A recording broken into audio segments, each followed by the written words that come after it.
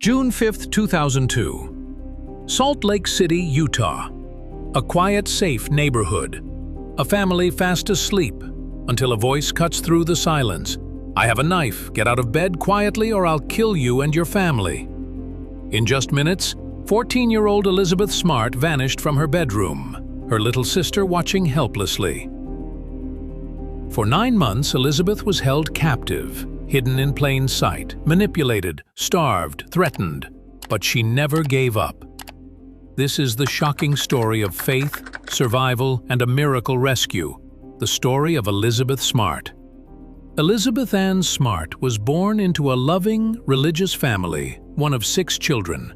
Her parents, Ed and Lois Smart, raised their children in a devout Mormon household in Salt Lake City.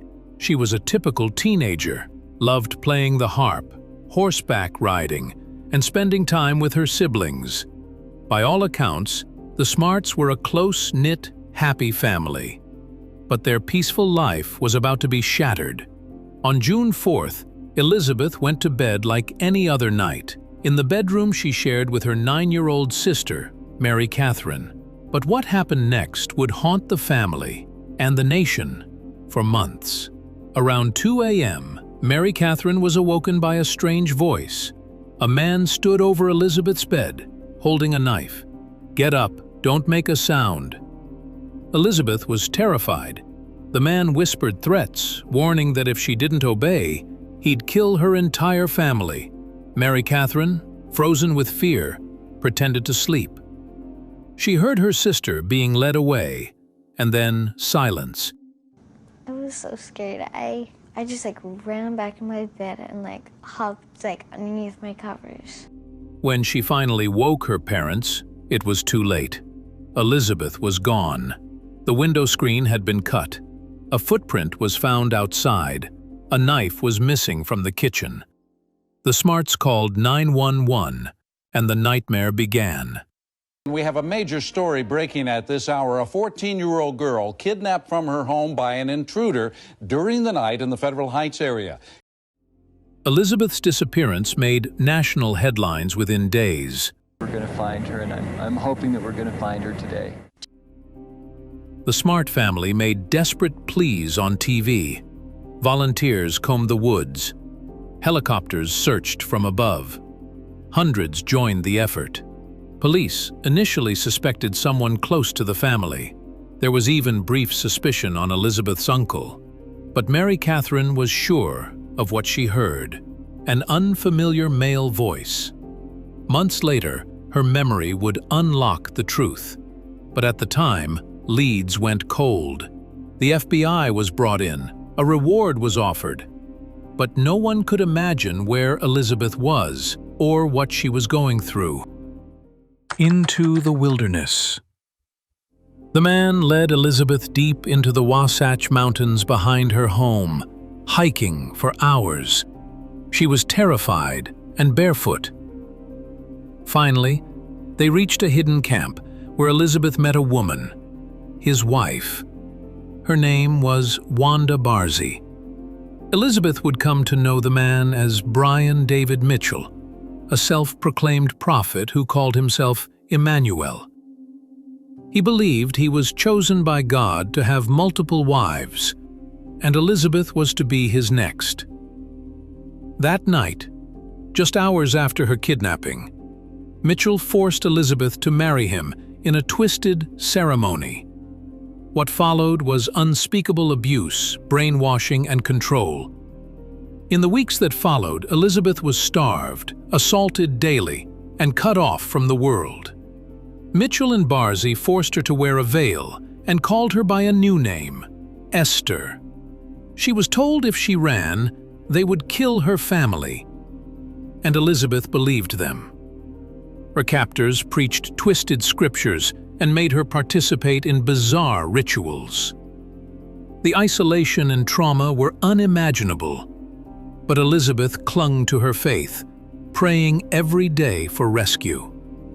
Over time, she realized something critical. If she wanted to survive, she had to play along. So she obeyed. She became who they wanted her to be, waiting for her moment. Months later, Mitchell brought Elizabeth into public, veiled and dressed in robes. They traveled through Salt Lake City, even visited libraries and stores. Unbelievably, no one recognized her. At one point, a police officer questioned them, but Mitchell claimed she was his daughter, and the family was part of a religious community. Elizabeth was too terrified to speak out.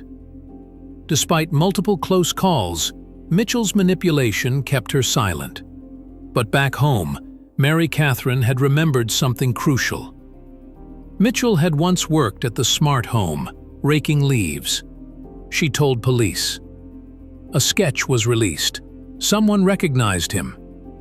Mitchell and Barzee became wanted fugitives. On March 12, 2003, 9 months after she was taken, Elizabeth was spotted in Sandy, Utah. A passerby had seen the trio and thought something was off. They called police. When officers arrived, Mitchell refused to give his real name, but the girl with him, she looked familiar. At first, Elizabeth stayed silent, but finally, she said the words that changed everything. "I know who you think I am. I'm Elizabeth Smart." She was safe. After 9 long months, Elizabeth Smart was finally going home. Brian David Mitchell was arrested and charged with kidnapping and sexual assault. But the road to justice wasn't quick.